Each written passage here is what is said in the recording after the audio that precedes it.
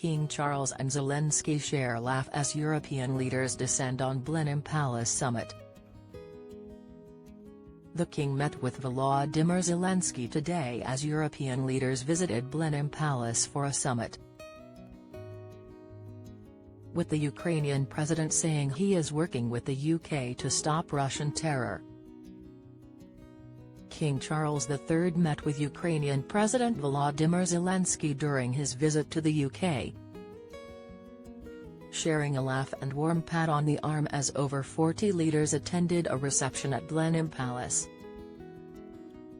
The monarch, 75, also received a thank you from French President Emmanuel Macron at the Summit for the European Political Community, EPC.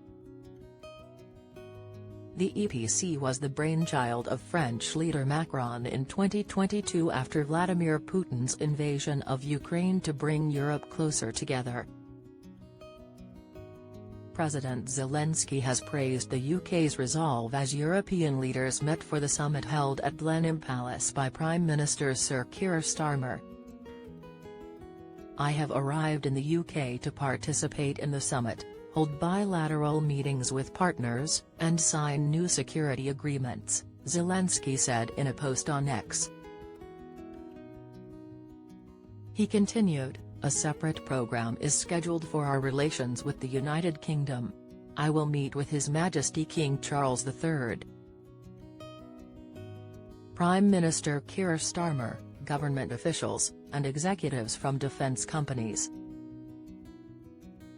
Today, the king arrived in his electric Audi and was greeted at the steps of the palace's Great Court by Prime Minister Sir Keir Starmer, just 24 hours after the state opening of Parliament. The pair shared a handshake before together walking the red carpet into the palace's long library where 45 European leaders and British politicians waited for the 30-minute reception. President Macron was one of the first to greet the king and they gripped each other's elbows with the president saying "Thank you again for a lovely reception."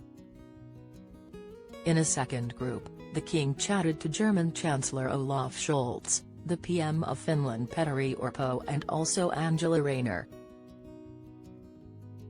the new Labour government's housing secretary. She spoke to the king about England's Euros final defeat to Spain and Charles replied it was agonising. He added, "I feel so sorry for the manager, they always get the blame but in fact he actually did a brilliant job." In another group the king had a cheery chat with Italian Prime Minister Giorgia Meloni and Albanian PM and former basketball star Edi Rama, who turned up to the royal bash wearing ice-white trainers. Ukrainian hero Zelensky, wearing his trademark military-style fleece emblazoned with the golden trident trezub, chatted happily to Polish PM Donald Tusk while he waited. The king's engagements have been limited following his cancer diagnosis, but he was present for the state opening of Parliament earlier this week. Zelensky's meeting with the monarch, meanwhile, comes amid the signing of an intergovernmental agreement with the UK. Zelensky said, "We will sign an intergovernmental agreement on support for the Ukrainian defence and industrial complex, discuss future defence cooperation, and expand our defence capabilities." Since the first days of the full-scale invasion, the UK has been one step ahead in its determination to support Ukraine. "This is the kind of resolve we need to stop Russian terror." He shook the king's hand and they spoke briefly about the planned private face-to-face meeting which was to take place minutes after the reception in the Grand Cabinet Room.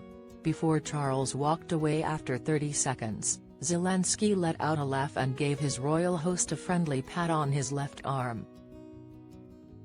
The PM spent time chatting to Zelensky and appeared to give him 2 thumbs up. The king later had a private meeting with Sir Keir in the first state room in Blenheim Palace, the birthplace of Sir Winston Churchill. Mr. Starmer called on the European political community to confirm our steadfast support for Ukraine as he opened the summit. He is also seeking to reset the strained relationship with Europe after the chaotic Brexit years as the new PM holds his first major summit on UK soil. Every day Ukraine fights affects not just the Ukrainian people, but the European people, the PM said. A continent where our belief in freedom, democracy and the rule of law was hard-won and that wants to live in peace. He said he was struck by Ukrainian President Volodymyr Zelensky's comments at NATO that Ukraine needs more air defense before children go back to school. And that really struck me because returning to school after the summer break, that should be a moment of joy, of excitement for children, new uniforms, new exercise books, seeing how much their friends have grown over the summer holidays and reuniting with friends. How could anyone consider that a target? So our first task here today is to confirm our steadfast support for Ukraine. To unite once again behind those values that we cherish and to say we will face down aggression on this continent together. Over 45 leaders and heads of state attended the Oxfordshire Palace and the PM also hosted Irish Taoiseach Simon Harris before the summit.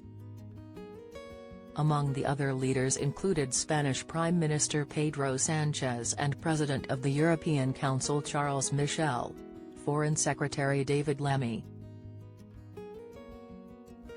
and Home Secretary Yvette Cooper were also at the reception. Other key topics at the summit included illegal migration and energy security. The PM said the summit was an opportunity to set a new path on illegal migration and say no more to the crisis of people smuggling. Labour has also abandoned Tory threats to leave the European Convention on Human Rights over the ill-fated Rwanda scheme, branding it a gimmick.